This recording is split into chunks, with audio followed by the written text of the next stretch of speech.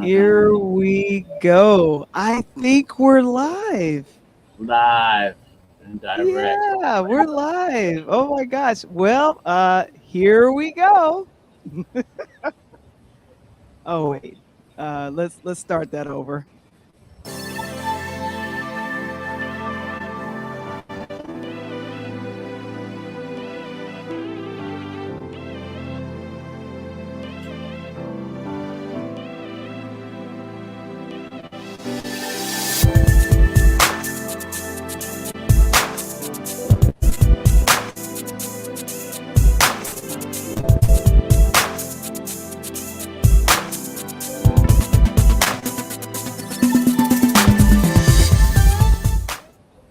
All right.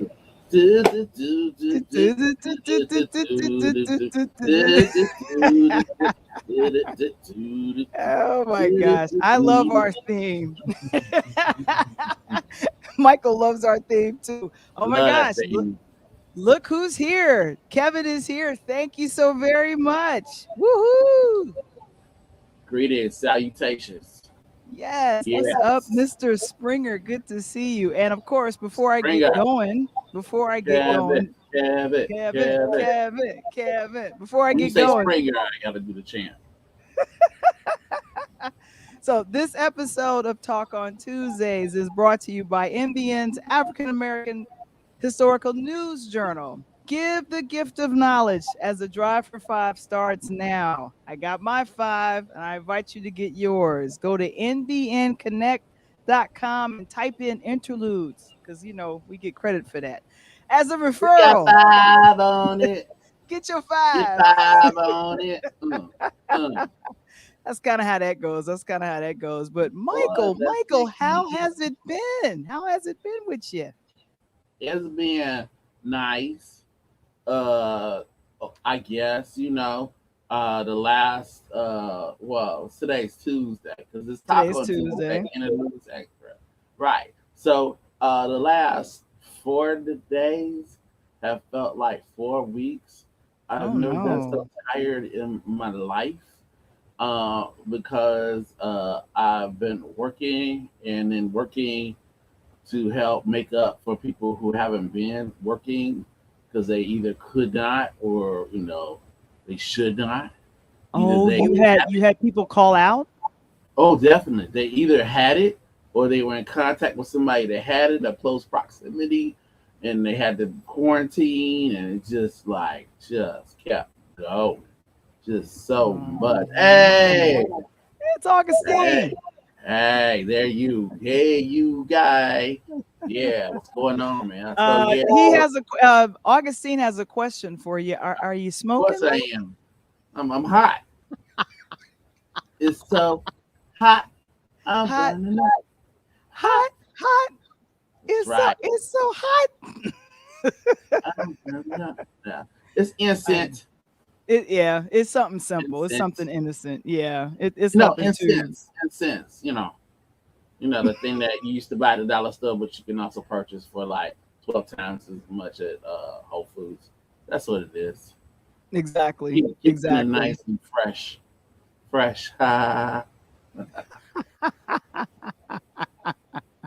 Oh my gosh. Well, you know what? I will say this. I have got to chit chat about some things that have been happening. We are just in our second week. I think this is the second week of the year. Is that correct? That's about right. Yeah, that's Yeah, about feels right. like it's fifth though. Uh-huh. It, and one thing I want to mention, this is the very first time. Now we've been doing this we've been doing this via StreamYard to YouTube String since Lord. I think since August, but today is the first time that we are actually streaming on the Twitter Pure Lighthouse and then also in our Facebook group. Give it up, give it up, give it up. It's called We Learn Where Some Buttons Is.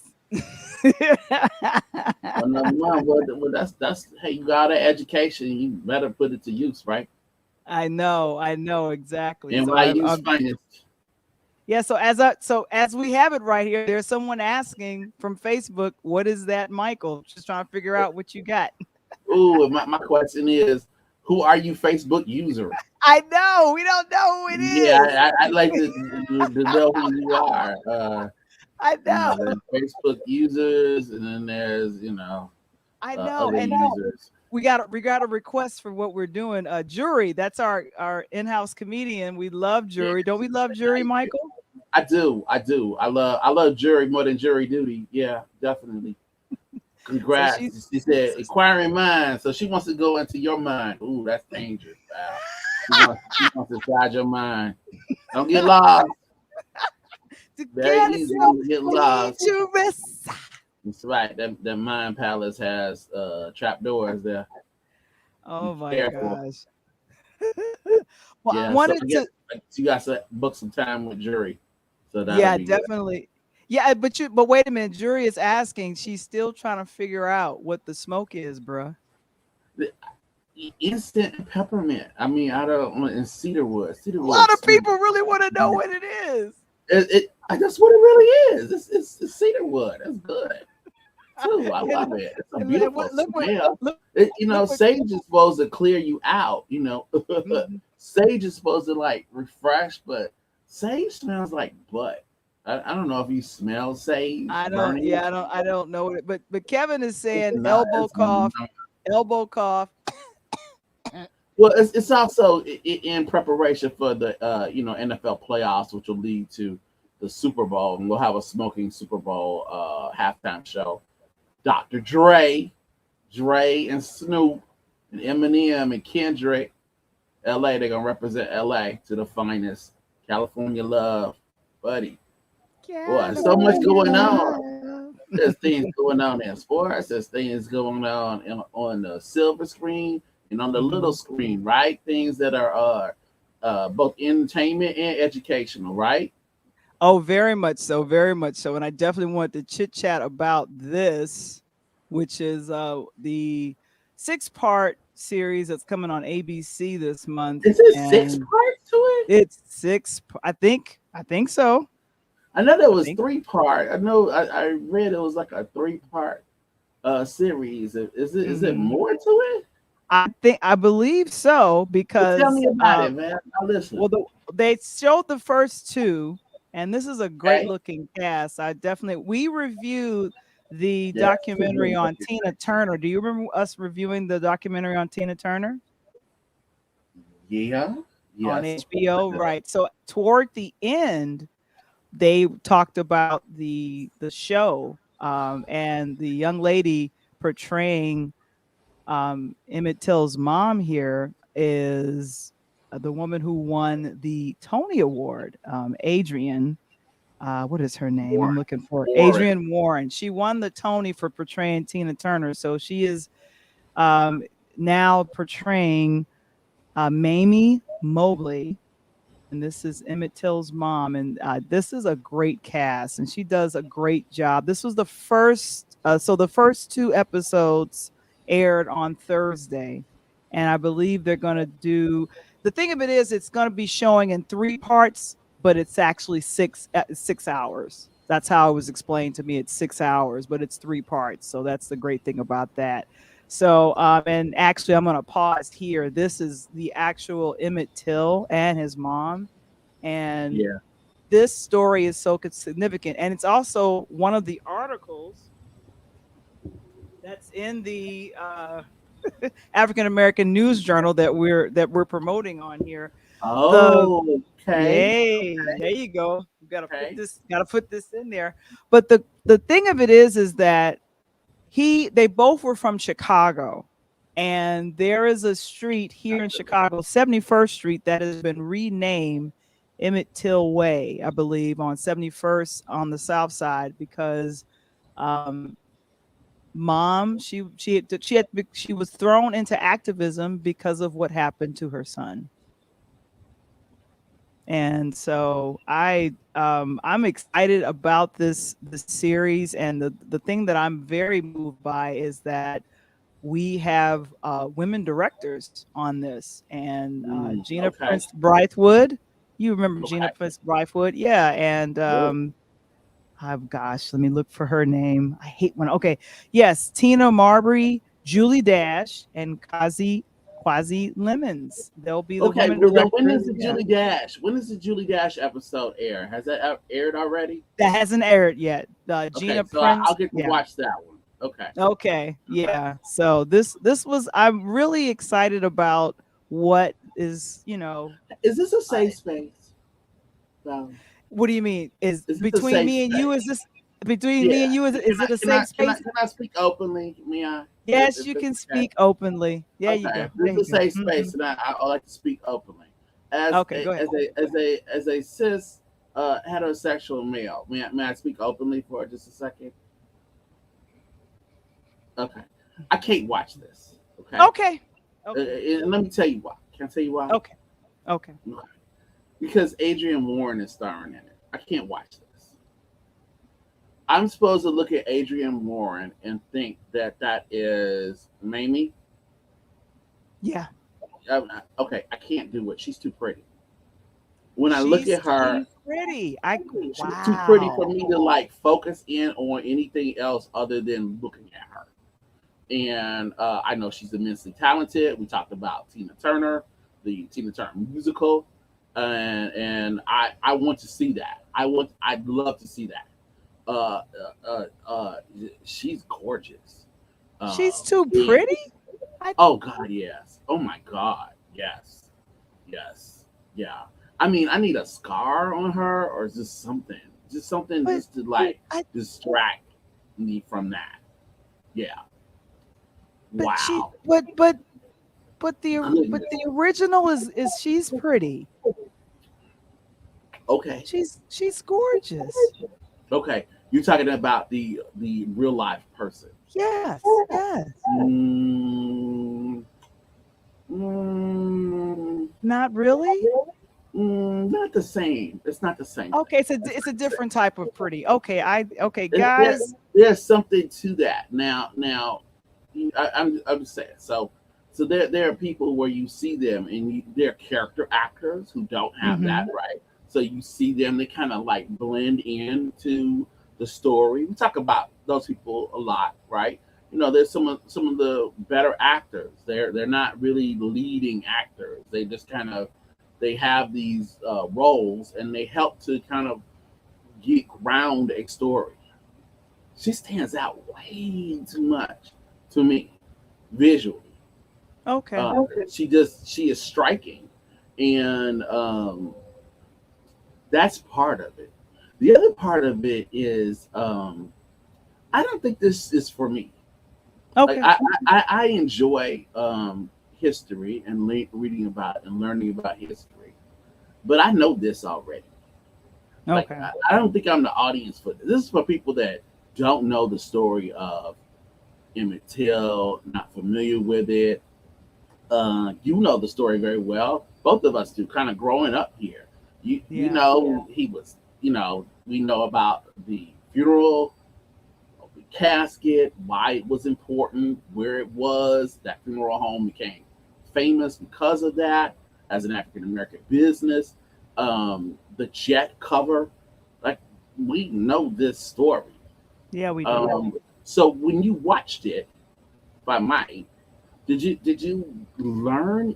Was there anything that you gained out of it? Like, oh, I didn't know that about the mom, or the story of her son, or why they did what they did. Did it illuminate? Did it give you anything extra? One thing that I was curious about was the family in the South. And Gwen Turman, who has famously played Colonel Taylor on A Different World, plays the uncle who, kind of Mm-hmm. receives Emmett. And so I liked what I saw and learned about him, which Okay. was some things that we heard about in the news. But just my thing is that, and you're probably in the same vein as my mom was when I told my mom about Ava DuVernay's portrayal of what was this? She did Selma, and I said, Yep. "Ma, you got to see this movie Selma." And she was like, "No, Val, I lived through it. I'm not trying to see the movie. I'm not trying to see it." So that was her response to me, and it Mm-hmm. sounds like you are giving me the same response as my mom Not did all those exactly, years ago. kind Well, of, just kind of, not exactly. Okay, just kind of. If you don't want to here. know that story, if you already know the story, and you don't want to see it reenacted, you're like, you know what? I don't.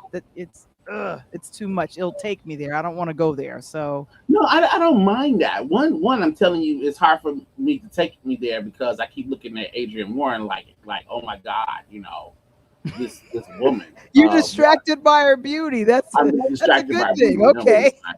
The second thing is that that's why I'm asking you, since you saw it, like, did it do that? Because I would go back and watch it now. For instance, I wish I had seen Selma earlier than I did. It was only maybe a couple years ago, or 1 or 2 years Mm-hmm. ago, that I actually watched Selma. I Mm-hmm. thought that was great, and I and, and I I love it. did learn some things from Selma, and even some things that they didn't actually explicitly say. Like there are scenes in Selma between Martin Luther King Jr. and his wife Coretta that are memorable, and I think without Mhm. words, kind of give you the whole tension and angst that was going on in that household during that time. I thought she did a wonderful job of that, and that's something I had not seen in any MLK movies or portrayals. It was always him as a saint, and everything was good, and the heavens opened up to the day that he was assassinated, and it's like that can't be what Yeah, happened, you know. I know. But I in know. Selma, she made this David Ayel, of course, did a big part of it, but she made him into a three-dimensional, a real person, and that was something that was great. Rather than just an icon, he became a person. So I will. The thing of it is that I'm going and what you say that you liked about Selma is the things that I'm going to say that I liked about women of the movement. I Okay. want to see the portrayal of these characters. And the great thing is that the people that produce this, or the folks that are into this, uh, Mamie Mobley had been trying to get a movie about her son produced for a good long minute, and I think she's passed away, unfortunately. But Right. this, I thought, was I love the other characters. I love how the young man that portrays Emmett, I believe his name is Cedric Joe. He does a great job of this innocence, yet Hmm. very being naive. I wanted Okay. to see that reenactment of, you know, I'm an excited, city boy from Chicago, and I'm going to the South, but I'm not Okay. realizing it's the South in 1955, which was literally 1 year. How do you My not? mother, yeah, yeah, right. It was 1 year before my mother made the migration from the South, Arkansas, to Chicago. Like she left. She was still in Arkansas in 1955 when this happened. Okay. So that's why I don't know. Maybe she was thinking, I'm going to make an exodus out of Arkansas because I don't want what happened Yeah. to Emmett to happen to any of us. Because that's Sure. pretty much, if you didn't know your place, if you didn't, look with your eyes down, like the actors did a really great job in reenacting that time in our history, which with recent events that have happened with the police and other things, it's a painful reminder. But to me, it needs to just be talked about and seen for the new generations and for the people that don't know. So a lot of times Yeah. these films and things are not they're not for us, Michael. There's a great No, no, no. I education. agree. Yeah, yeah, absolutely. Mm-hmm. Okay, so we Yeah. do agree on that. But in terms of what you see, you think it's Hmm. still worth watching, even if you know the story, if you know what Yeah. happened. Okay, Yeah. that's It just, fair. Then I'll go back and take a look at it. I will yeah. definitely go back and take a look. I love Julie Dash, so I love her Yeah. work. And I believe her episode is next week. Okay, And so yeah, so Will Smith and Jay-Z and a few other folks are behind. They put up the money for this, but nice. women of the movement, the next 4 episodes, or it'll show on Thursdays, and if you miss it on Okay, so then ABC, you can catch it. there are two there. So if They're back to somebody back. is Yeah. going on whatever system they have, they can go back and see the first Check two. it out on Probably on Hulu. likely. Yeah. Hulu, right? Because it's ABC Mhm. Hulu. They've made the marriage. So Sure. yeah. Okay. Okay. All right. Then I will. I'll take a look at it then because I'm gonna have to get past Adrian Warren. I'm like, oh my gosh. And Wow. thank you, Augustine. Yeah, he says there's many that don't know, and it's an important part of Absolutely. history. Thank Sure. you, Well, Augustine. yeah. Yes. Everything doesn't have to be for me. I mean, that's what I'm saying. I mean, I'm glad people are making these movies. I understand that. I mean, and I had a class earlier today, and I had a class watch LA '92 from National Mhm. Geographic, where it Oh, went back nice. and looked at the parts of the LA riot and what led up to the LA riot.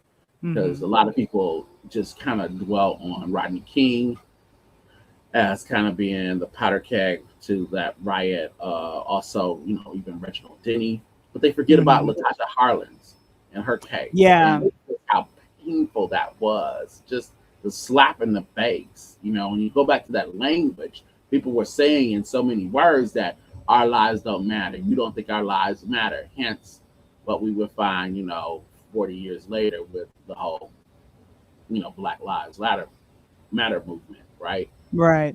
And so you Right. kind of see that, and that's important because I was showing it to people they didn't live through it. They weren't alive in the '90s. They didn't know anything about this. They've heard about it. They know half of the stories. It's all mixed up in their head based on what somebody said or they heard on a rap or whatever. You know what I mean? So Yeah. these things are important. I'm just saying that not everyone is the audience for it. So I'm glad that Right. there is a women of the movement series. That's a great Right. thing. So now Definitely. I'm going to go and talk about this person who unfortunately we lost over the weekend. Was it the Mhm. weekend or was it last week? No, yeah, it was this past This past weekend. yes, yeah, Yeah, like yeah. during the time that he was trailblazing as an actor when we were Black dealing with the actors, civil rights. Yes, black actors. This man stood out. Sidney Poitier, definitely. just Sidney a Poitier. class act, someone we could definitely enjoy. We were really inspired by him, and Michael, did you? Oh, I see. We have a special guest. I'm waiting for our special guest to get situated. So as soon as he Okay. straightens his mic, we'll straighten out his thing. We'll figure that All right. out. But Should I should I talk What about was? Brother Sidney? Yeah, go ahead and give me some of your favorite films by Let me talk Sidney. about Brother Sidney. Let me Talk talk about about Brother Sidney. There you go. now. Brother Sidney starred in so many wonderful films. They include Guess Who's Coming to Dinner, The Defiant Ones, To Serve with Love, Uptown Saturday Night, right? Hmm. Raisin in the Sun, Lilies of the Field, which he won the Academy Award for Lilies of the Hmm. Field, which is not his best work, but it is what won him an Academy Award. And Hmm. In the Heat of the Night. Now, if we were to take Brother Sidney's life and kind of condense it down to like three moments, here's what I would say the most important moments would be. That's when early on, as a star in the middle 50s, he had enough star power where people wanted to see him.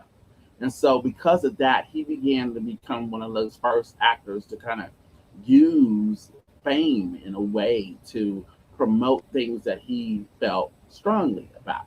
Right, So, he exactly. was on the stage as well as the screen. And because he had star power, he starred in a version of this new playwright's play. This new playwright who had come on the scene named Lorraine Hansberry. And then he Hmm. lends his name to her project, and then you have a Raisin in the Sun. And it Yeah. becomes this thing on the stage and becomes this movie and this major force in American literature as well as theater, as well as film, because of Sidney Poitier. Because the fact that he is there, he blessed it. Right? So that's one moment.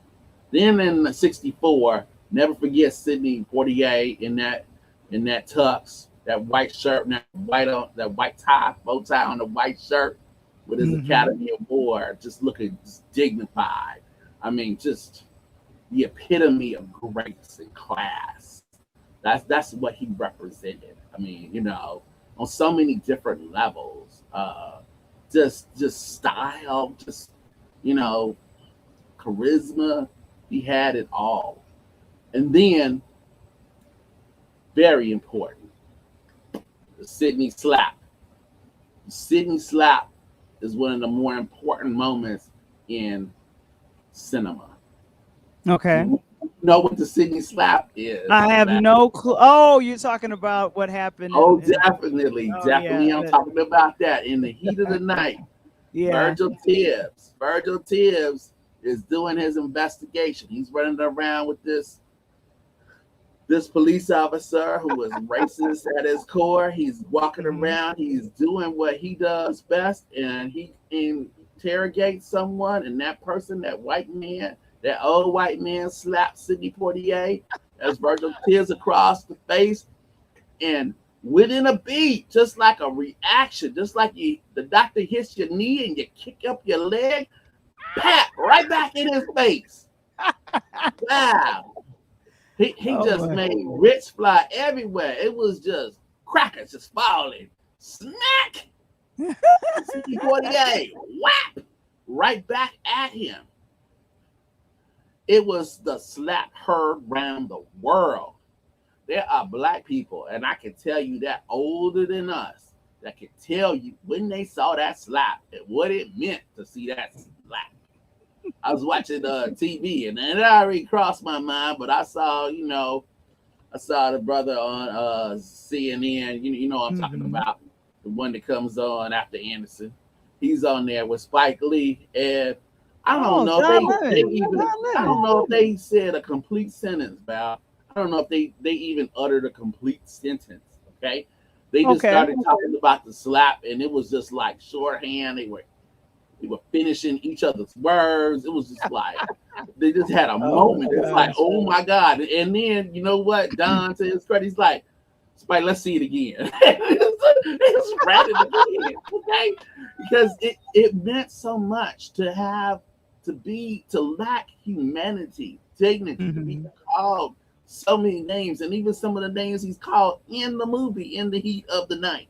And to just raise up and say, no, I am a man. I am not going to take this nonsense anymore. I mean, you started talking earlier tonight about Emmett Till. Here was this moment, right? Here's this moment where this man, instead of looking down and looking away, he looks right in his face. Smack, smack. I have arrived here, buddy. Yeah. You're not going to treat me this way. And here's a short of it. So you might think that, oh, that's a character. Somebody wrote that in a movie. You know, he's just going on and on about this right now. Sidney Poitier, in his contract, this is how the story goes. He wrote into his contract that they could not cut that scene. That scene was essential to the movie and him doing the movie. And if he was to do that movie, they would not cut it out. And by that, I'm going to have to step back to things a little bit older than you and I. When they would show movies, y'all, when they would show movies that had African Americans in them, when they showed these movies in other parts of the country, like the South, they would change parts of the movies to fit that Southern audience and its sensibilities. Sidney said, no, I'm going to make this. He slaps me. You damn well know I'm about to slap him back. And he does. And it marked a line. It's like manhood, okay? Now, Sidney Poitier, if you listen to some of these tributes, he's mentioned as graceful and elegant and all. In some ways, that is kind of emasculating him. It's saying like he's weak, okay? He's just genial. It's the same thing they try to do to Dr. King, each year since his death. He just becomes more and more sterile, less of a man, less of a human being, more of this kind of museum piece. However, and Michael made sure that if he got slapped, right back at you. And then look, Augustine didn't know. He's like, wow, he wrote that in other words, to make sure that this didn't get changed around. It makes him Absolutely, he admire did. him even more. Absolutely, Hmm. yeah. There was a point. Now, Sidney Poitier, of course, an activist in the civil rights movement. He brings in his friends from Hollywood into that movement. Very visibly, Charlton Heston, believe it or not, was there with Sidney and Harry Belafonte and Dr. King, Paul Newman. He brings in people that he knew, that he worked with, that he was around, and kind of gave star power to what Dr. King was doing.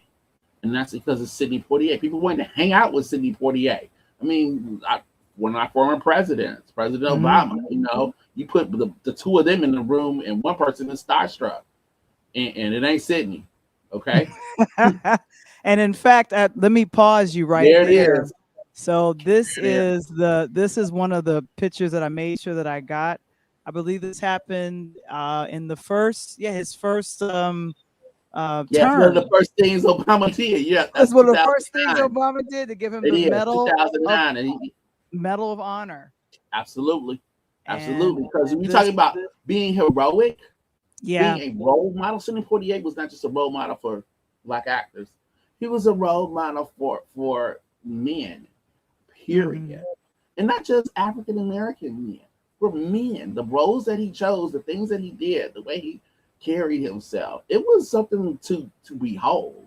I mean, he is one of those male movie stars. And I think a lot of times, because he was a trailblazer as a person of color, we kind of just relegate him to actors of color, and we shouldn't do that. And the same, I think, is probably true for Denzel Washington.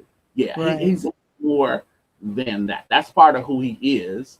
Right. And don't take it away, but he's more than that. More than that. And then also, and Kevin even mentioned it, he said that he was definitely someone that Denzel Washington held in high Denzel regard. So Washington modeled his career after Sidney Poitier, the type of pretty roles. There are stories that, he Yeah. would ask people, Denzel would ask people, like, and think, like, would Sidney take this role? Would Sidney do this? Is this, am I projecting this kind of image that Sidney Poitier would do? And I think that you see that early on in Denzel's career, from from Power, the lawyer in that role, to Glory, to some of his really like foundational work. Denzel Washington is like, I'm stepping into this person's, space, and I need to honor that, and he does, and he continues to do that in the Tragedy of Macbeth. Denzel is wonderful in that. I think he probably takes that Oscar away from Will Smith, having seen both works now. So to wrap up about Sidney, I want to say this: trailblazer, activist, actor. Sidney was 94 years young. So we're going to miss him. We're going to miss him, and we're very excited.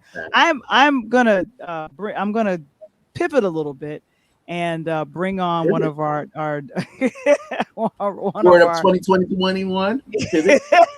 Right. We had him on a couple of episodes on our audio podcast last year, and we all come from the same alma mater, North Central College. I'm going to go ahead and bring on Coach Tony.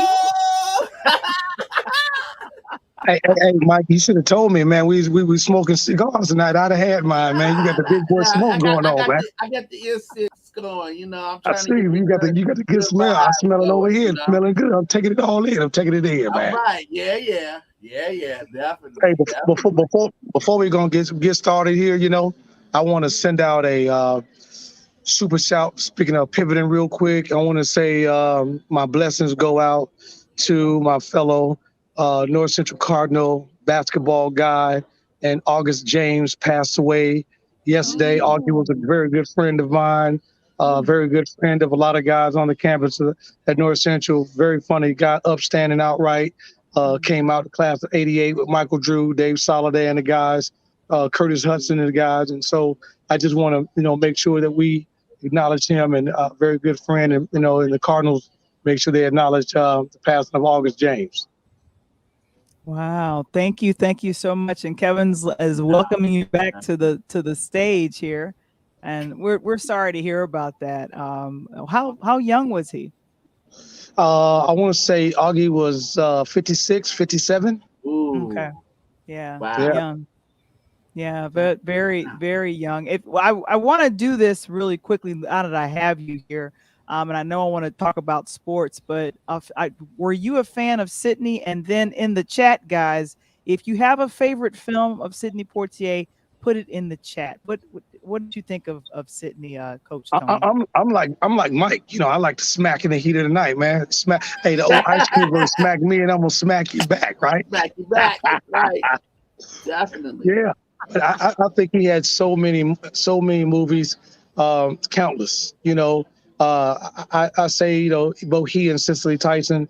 You know, Yes. just, you know, when it comes to the African American films, you know, and the young stars that came below them, they set that high expectation that, you know, if you're going to get in this business, this is how you do it.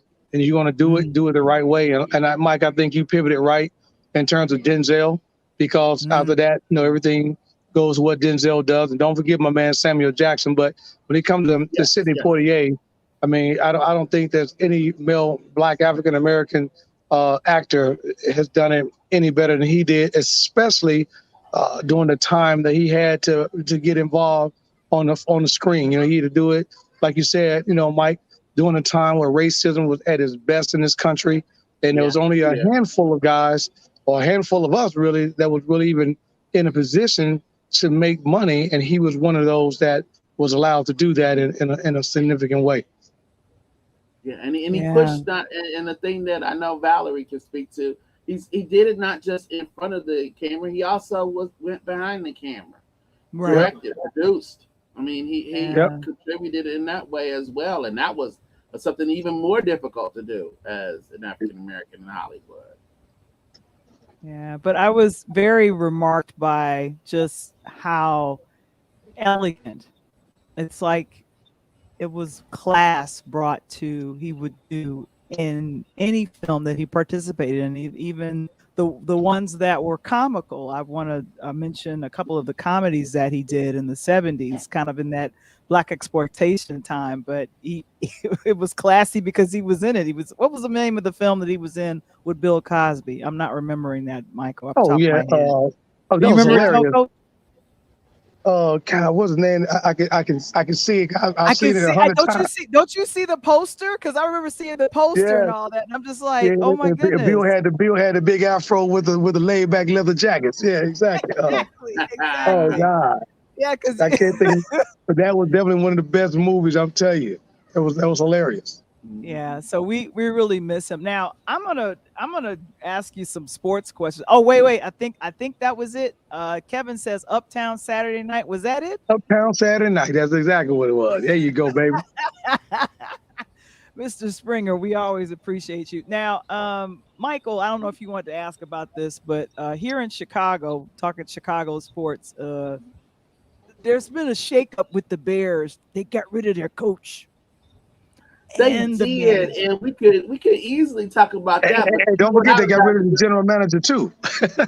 Yeah, they did finally. But even better, I'd like to talk about this 26-point lead right now over the Pistons. Now let me, Coach Tony. Yes, sir. The Bulls have the best team in the Eastern Conference. Yes, baby. They're one of the best teams in the NBA, period. I didn't see this coming last year. What happened? I didn't either. I did. I talked about it. I told my guy. I saw it coming. With Zach LaVine, the problem last year, Mike, that you didn't see was that Zach LaVine was fighting Donovan coming to town. Instead of, and I've been knowing Coach Bill, man. I've been knowing Donovan since the Florida days, man. Billy Donovan of the Chicago Bulls. Yeah, of the Chicago Bulls. I've been knowing Coach Donovan since his Florida days, since I had a kid that played here in Tennessee by the name of Corey Brewer, northern portion of Nashville, played down there. So I've been knowing him and I've been down there with those guys for quite some time. Stopped at the university. Every year I would go to Orlando with my AAU team. Coach Donovan would open up, Florida and allow my kids to come in and see what it's like at the Division I level. I mean, it was beautiful. So when he went out to Oklahoma and tried to take that job, he was thrusted in a bad situation because now you would know Kevin Durant, which you basically was promised, and you got a faltering James Harden that was ready to go to Houston, and then you looking at a Russell Westbrook, which that's Russell. Russell's Russell. That's why LeBron want to get rid of him. Yeah, Russell was always disgruntled. And so the only coach that did with the Bulls that I think that could have stayed and really made a difference would have been Thibodeau, because he's defensive minded. But Billy Donovan came in and Billy said, you know something? I'm going to change this culture. He sit down and had a one-on-one meeting with Zach LaVine. And Val, as you mentioned a moment ago, when you're talking about the unity, Billy just said, hey, man, I don't want to change anything you do. So what do you need? Man, I need DeMar DeRozan. Boom, there you go. And don't forget about my boy I told y'all about a few weeks ago, Mr. Morgan Park, because I'm Mr. Morgan Park 86, baby. Well, Morgan Park, right the Ayo Denver. That's right. The rookie, the beast. He's and the Bulls right now. But I'm gonna tell you something, Mike. I'm gonna tell you, we're not ready for the ring. I even though I love us as much as I do, I think we are still one pick, and I think we may have to get rid of Kobe and maybe a draft pick. But we're going to bring somebody in. Hey, I'm thinking we got to bring somebody, maybe like a Rondo, somebody that's a pure point guard, because we got DeRozan, and Bullchick can show that he can step out as a big man and hit the three. So it's a whole different situation you're playing with. Coach Tony, one of our viewers, Gardus, my guy Gardus, is saying that the Milwaukee Bucks still worry him. You got the Greek Freak there. He's worried about it. It's a tough order for the Bulls, he believes. Tell us why it's not. No worry with that. Well, Milwaukee can't have, Milwaukee's going to come down to, the Greek Freak is there. Middleton is playing great. Holiday is playing great. But we match up well with their three. And if you go back and look at the head-to-head this year, the Bulls won. We dominated that 3-on-3. Then we just knocked out Brooklyn in a blowout. We just came back on 2 games this past week that we should have lost, but the Bulls buckled down and defended everything, and we came back and won those games. So right now, with the Bulls going, if we go into the All-Star game in the driver's seat, it's a wrap. It's a wrap. Coach, we have a chance to be in the playoffs. Real talk. If they could. Do you think the Nets would redo the whole, like, we got to get Kyrie Irving? Do you think they if they could go back in time in a little time machine, they would make a different choice there? Well, the hard question about that, Mike, man, I don't really jump in that politics side of the house, because the problem to that is still going to remain. You're talking about a situation that deal with the state of New York. And if you go back and you look at that, that's the same thing that's happened with your boy Djokovic right now, right? That's why Djokovic can't play in the Australian Open, because of a law. So Hold on a second. Okay. Now let me separate these two for a second for you. And you'll agree. I think you'll agree with me. Okay. Djokovic, on the tennis court, you're an individual. That's your call. You made that call. You know what you're doing. You ready to pay the consequence to it. So when I see him stuck in a hotel room and Australia's like, dude, we told you, that's on him. He'll work it out. That's him. Kyrie Irving is not just responsible for Kyrie Irving.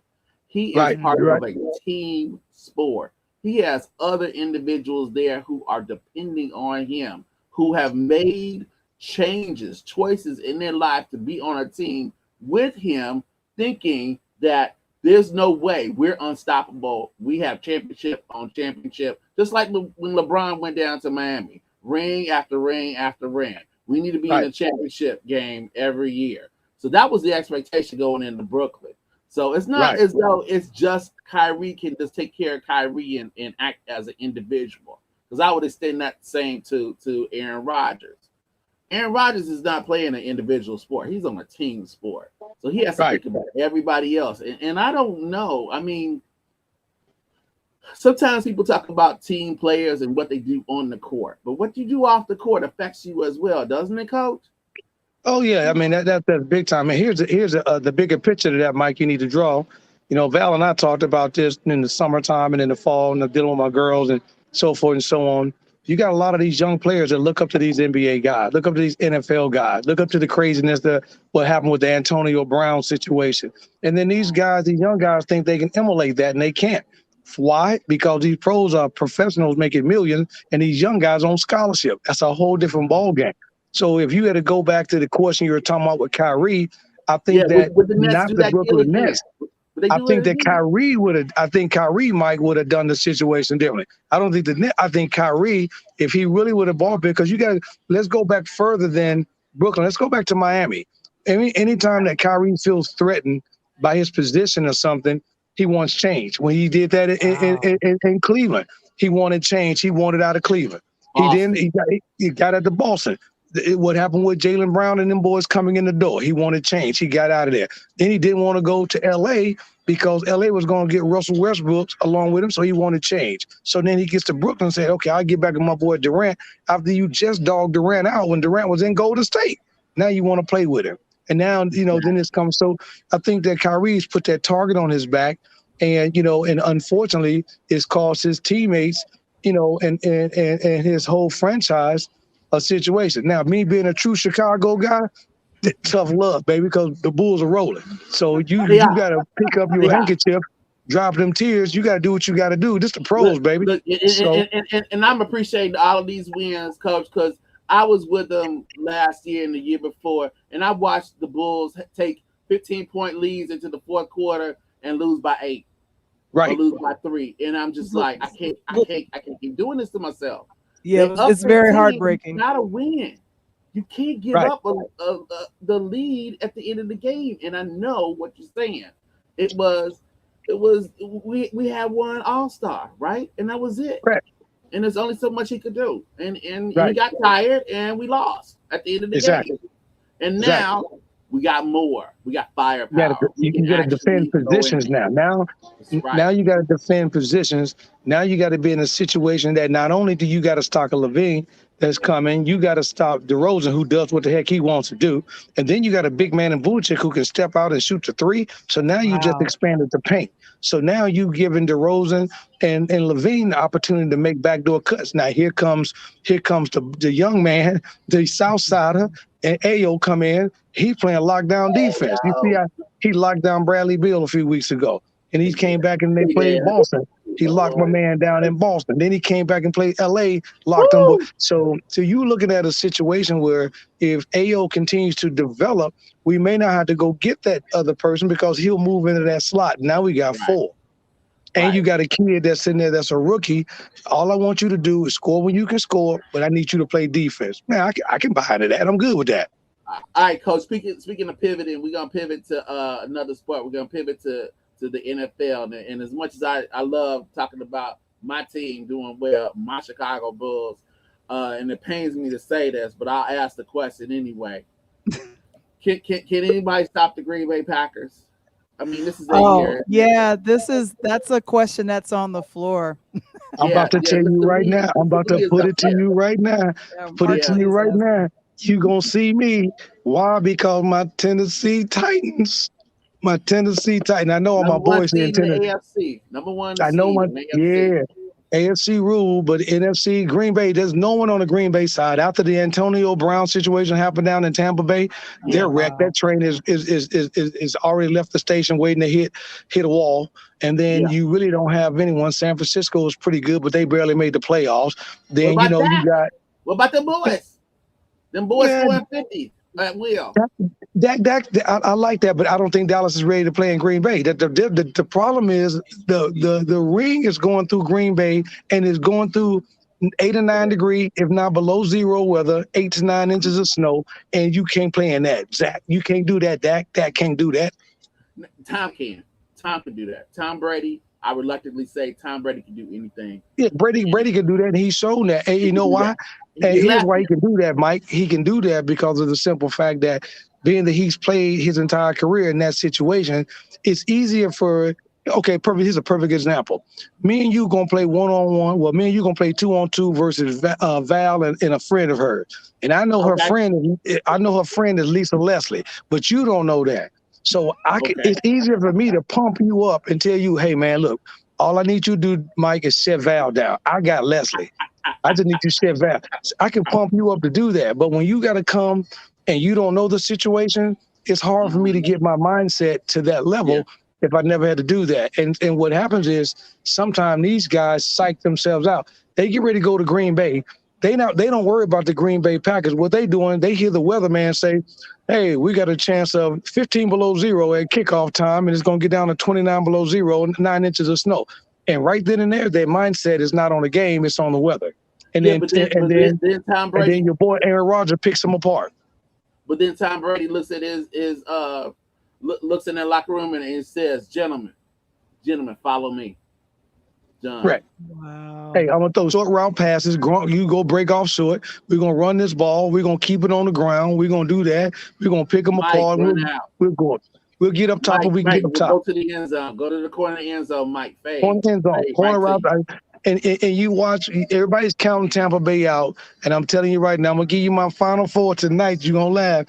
Green Bay will play Tampa Bay. Dallas will not make it to the NFC Championship. It will be Green Bay and Tampa Bay. On the AFC side of the house, it's going to be a rematch of the Tennessee Titans and the Kansas City Chiefs. And my beloved Tennessee Titans will meet Green Bay in the Super Bowl. You heard it first. You heard it first on Talk on Tuesday from Coach Tony. Hey, Val, this is why we call it. Feel better about that. This is why we call it Talk on Tuesday with Coach Tony, baby. So there are only 2 words that will make me feel better about that, okay? The only 2 words. As a Chicagoan, that will make me feel better about hearing the Packers play the Titans in the Super Bowl. And you know what those 2 words are? Let me hear it. Derrick Henry. If Derrick Henry is back, if he comes back, and that Green Bay defense has to tackle Derrick Henry, then I think we got a game. Hey, Mike, you seen that PlayStation commercial? The one he running down the stairs and they're dragging everybody across town, and old boy say, "Hey man, cool out here with you." Right. Hey, listen. He's still running like, you go stop. Hey, what Aaron Donald say? Hey man, quit playing, man. Cool out, man. Stop running. Stop. Man. We got a week last week. We got to rest him against Houston. We didn't have to play him last week. He could have came back this Sunday, but we figured we didn't need him. And then we get a first round bye. That gives him an extra week. And then we play the following week. So he got 3 more weeks to rest his ankle, baby. 3 more weeks. Now, that's one of the few situations where I think Green Bay, that there's a game. Because as good as Aaron Rodgers is, he can't play defense. And he can't tackle. Right. Unless you have somebody that can stop Derrick Henry, can tackle Derrick Henry, you feed him the ball. You give him the ball and you get out the way. A block. Give him the ball. Give him the ball. Move out the way. Done. And we do play that. We do play that D too. We hit some folks down here too, man. Oh, I know you do because you got the coaches that like to hit people. And then you got to send one more shout out. Hey man, congratulations to them Georgia Bulldogs last night putting on Bama, man. Thank you. We were going there. I got friends. I got friends going back to elementary school that claimed the Tide. Went down there, unfortunately, to them, going down to Tuscaloosa. Not a place I'd ever want to hang out. But, however, that was, did you see it coming? Coach, did you see it coming? I had Georgia plus 3.5, baby. I saw it coming. Oh, nice. Good play. Wow. That's a good play. I think we need to have Coach Tony back. Definitely when he's already made his Super Bowl predictions. So you heard it here first. And then when I think the way it lines up, I think that Green Bay, Tampa Bay, somebody still has to come. I think they have to still play somebody to come out of the NFC. I think it's Dallas. I think it's going to be Tampa Bay and Dallas on the one side. I think it is. Yeah, because the Bucks play the Eagles. They'll beat the Eagles. They beat the Eagles. They'll beat the Eagles. Then they got to go to Green Bay. And whoever comes out of Green Bay, Tampa Bay, Green Bay, gets to the Super Bowl. I don't think either one of those teams will I think it's going to have to come out of Green Bay. Yeah, whoever comes out of Green Bay is the NFC representative. Does it have to be Green Bay? It don't have to be, Val, but it's going to be Green Bay, girl. It's going to be. It doesn't have to be. The way that my Chicago Bear thing is set up to not like Green Bay is the same way New York Giants folks don't like the Patriots. It's the same thing. It's the same thing. Exactly. What our beloved Chicago Bears better do, we better get Justin Fields healthy and get him a line up front to block for him. That's what we better do. I would like to get him a G. Now, there's already advanced talk. I want to get him a GM before I'm getting a coach. I don't like what the Bears are doing. The Bears are still telling me about what coaches they're interviewing, and Coach Tony. I'm like, who's your GM? Who's interviewing these coaches? Get your boy from Miami Dolphins. Get the Miami Dolphins coach. Get that brother. I heard there's been contact with him, with Brian Flores already. But still, Coach, I'm worried because you told me you're hiring a GM and a coach. You mean you're gonna hire a coach and then hire a GM? Doesn't the GM want to have a say in the coach? What coach you bring? I would think so. That's like hiring a coach and then go get your AD.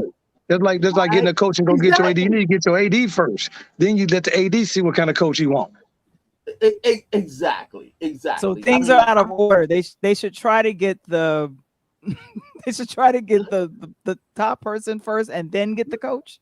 Yeah, because if you go get the GM, the player's going to buy into the general manager, right? Because the player's going to want to know who the GM is going to be. So the players are going to buy into the general manager. Who's in charge? The players want to know who's in charge. Is it this guy or is it that guy? The only thing that Pace had as an advantage with Pace and Nagy is that it was clear that Pace had it over Nagy. That was clear. Go back and look at your boy. Go back and look at your boy. Two situations. Go back and look at Buddy Ryan, right? Buddy Ryan, when he's with Philly, he was in charge over that gym. That's why Mike Dicker said, "Come on with me, homie, and you're gonna do some good stuff." He comes in there, and then McCleskey didn't say nothing as the Bears owner because Mike Dicker and Buddy Ryan ran that team. Us, the '85 Bears, Honky QB and the boys. We was the Bears, baby. Right. Now, if you're going to tell me that we're bringing in such a dynamic coach that he's going to set everything up and that GM is a figurehead, then you don't need a GM position then. Just get rid of it. What's the point? Why have the confusion? Why have the extra layer of nothing? It's an extra layer of nothing. There's a reason for a GM. If the Bears just want to have an extra layer of nothing, they already have it. His name is Ted Phillips. All right, well, Michael, see what Garda says. Yes, definitely. No, okay. So, coach, we all know this. Flores is a good coach. We know that he didn't get fired because he was a bad coach. He was playing people that he wanted to play, and owners wanted somebody else. They wanted to see somebody else playing. Right. They wanted to draft over him. Okay, that's fine. That happens. But then don't get me a coach and then go get me a GM and then get me an owner that says to the GM, go tell the coach to do this. Well, he came in after that question just made your point. That question just made your point, Mike, because if that's the case, then don't give me a GM. Either you're going to give me a GM that's going to tell the coach what to do, or you got a coach that the GM and the coach are going to be on the same page. But if either one of them on different pages, the players are going to read between that. Yep. Right. And I know me as a ball player, that's the Kyrie Irving situation. If Kyrie Irving would have thought for 1 second that Steve Nash was on a different page than the GM or the owner, he'd have not said a thing to the GM. He'd listened to Steve Nash and did what Steve Nash said. But because the GM said, "Nah, we don't do that around here," and Bill de Blasio said, "New Yorkers ain't gonna do that in this state. Hey, you can play, but you just ain't gonna play at home." Right. Well, we got Eric Adams in there now, so we'll see what happens. Exactly. There's a new sheriff in town in Val in your NYC. There's a new sheriff in town. I think things gonna change. Oh yeah. Hey, I'm gonna give you a new update too, because I should be in that game, that Titans' first playoff game. If I am, I'm gonna give you some. You know me, Val. Like I was in with my beloved Chicago Sky in the house that night. I'm gonna be in the house that night with the Titans, giving you play-by-play, and I'm gonna let you know, Mike, what my boy Henry looking like. PlayStation 2. Okay. All right. All right, Coach. PS2, then it's a wrap. It's a wrap, baby. Guys, we're gonna thank Coach Tony for coming by and letting us know, giving us a little education on what is going on, Coach. And keep checking in with Tuesday nights with Coach Tony. Keep checking in, baby. Oh my gosh. All right, man. We'll talk to you. We'll talk to you soon. Thank you so Hey, much. be good, guys. Thank you so much. Peace All out. right. Peace out. Oh my gosh. That is amazing. So well, Definitely. second, Yeah. this is good. This is good education. And Gardis is sitting here just what Yeah, is yeah. this? I mean, I heard earlier today that they were of Flores. It's hard to beat a good team three times in a row. Yeah, well, yeah, it Mark, yeah. definitely is. Now you making me, Mr. Lee, you making me have PTSD because I remember in 2011 when the Chicago Bears lost to the Green Bay Packers, I believe 4 times in one Mhm. year. I know at least 3. I still have nightmares about that season. Like how can you lose to the same team over and over and over and over and over again? But they did. It just It is keeps possible. happening. It keeps happening, which is really It is bad. possible. I believe Mr. Lee is probably making a reference to the I think hopefully the Georgia Bulldogs. I mean, there were only so many times that they could lose to Alabama, and they Right. finally got over the hump. Coach Smart, Kirby Smart, got that championship. It was an emotional win. They Mhm. certainly exercised the demon in their head, something ghost. They did it, and it was in dramatic fashion. That was a really good college football game. It kind of put some of the NFL games, early NFL games over the past weekend to shame.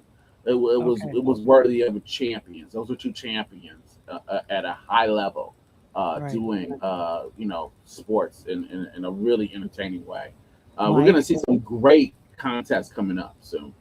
Yeah. Okay, because Coach Tony is gone. So if you keep talking sports, I'm gonna be No, like I'm just this. telling you, there's some things coming up. There's some games coming up over Okay, the that I next should be couple of weeks. looking at. Okay. You should be looking at, you check out some of those games, and I'll go check out the Women of the Movement. I'll go check out those first 2 episodes. Uh, Definitely. Hey, I wanna you do got a this. birthday cake in there? You got a I have birthday a cake no, I in have a birthday. I have a birthday. I'm gonna just do this real quick. Today, I didn't realize it. It's Mary J. Blige's birthday. I didn't know that. She's one of my favorite performers. So Mary. I'm just say what? Mary.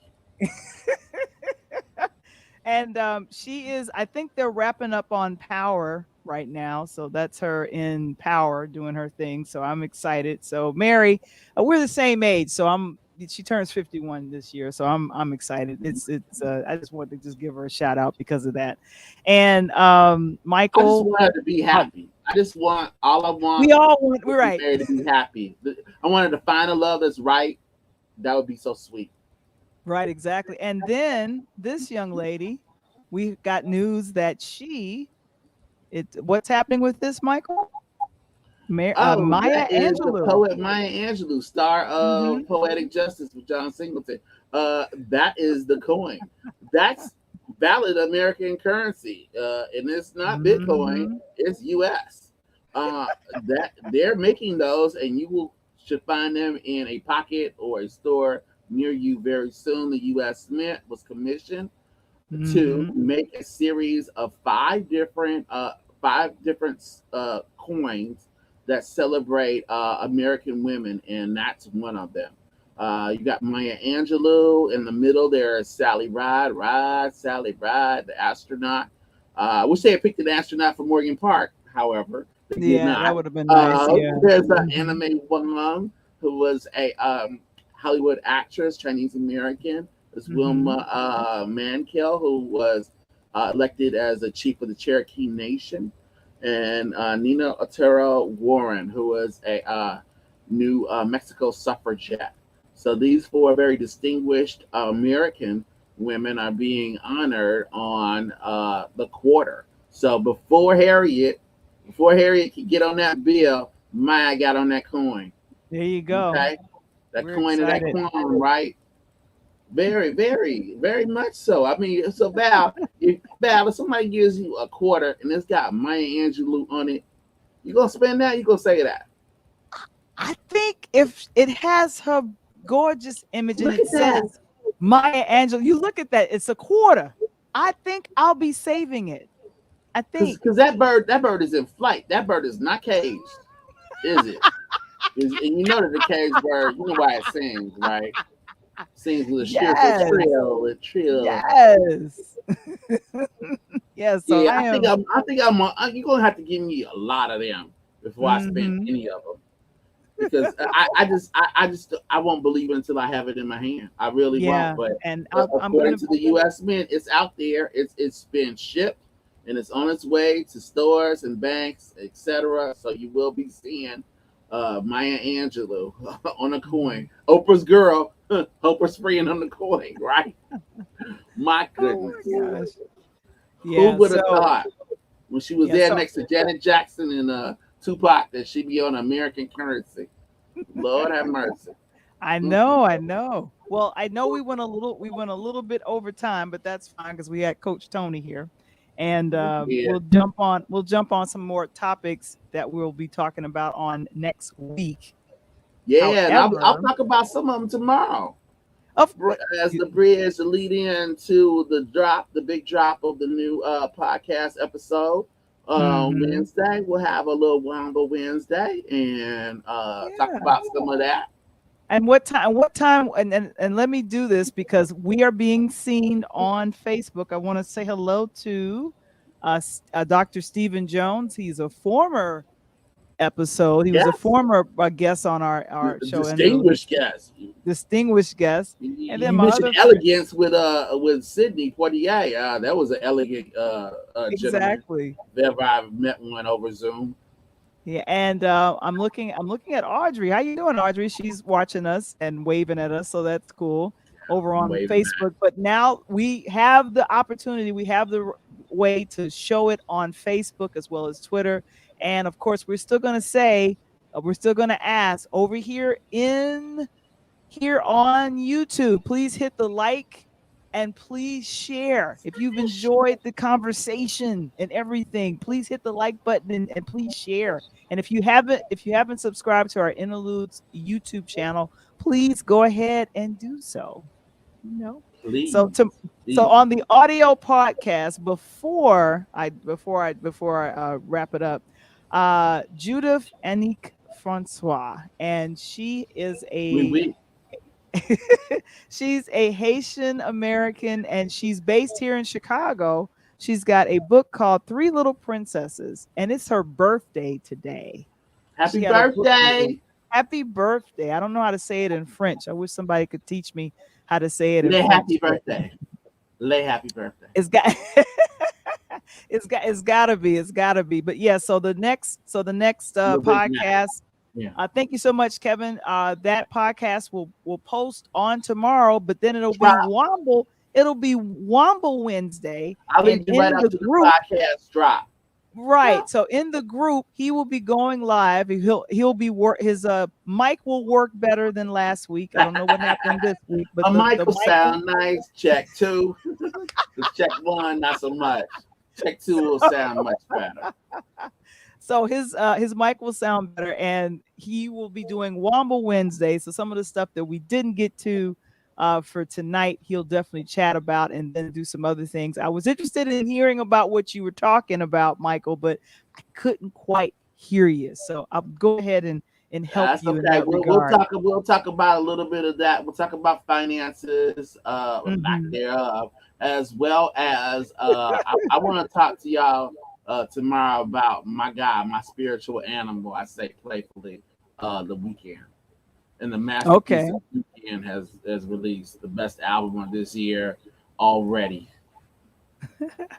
Okay. All right. Already. We just in January, and I guess we'll Yeah, go ain't ahead and nothing gonna review pass that. it.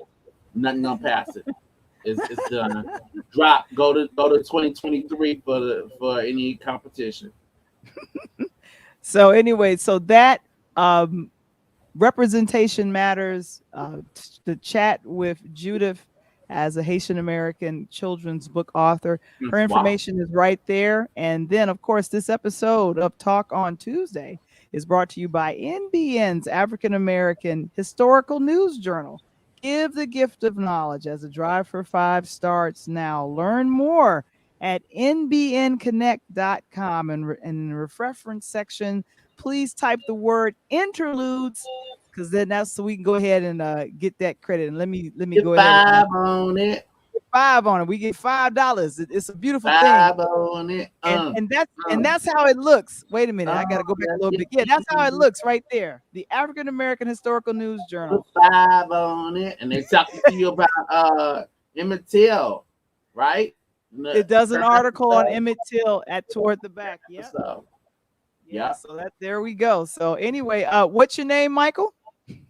My name is not Valarie the Voice Johnson, but thankfully yours is, because this has been Interludes Extra Talk on Tuesday with Valarie Johnson. Hit the like button, hit the subscribe button, smash it, Hulk smash, smash it. And we're out. Peace. Peace.